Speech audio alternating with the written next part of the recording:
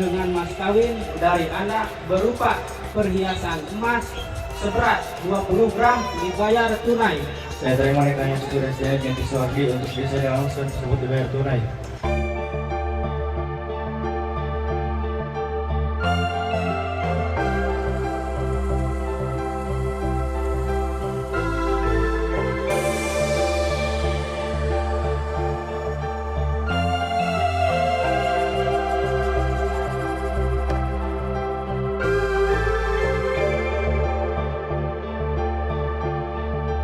Happy wedding Badar Maulana sama Teteh Cure. Semoga menjadi keluarga yang sakinah mawadah warohmah. Dan jangan lupa nanti malam aku video call ya biar kalian gak bisa.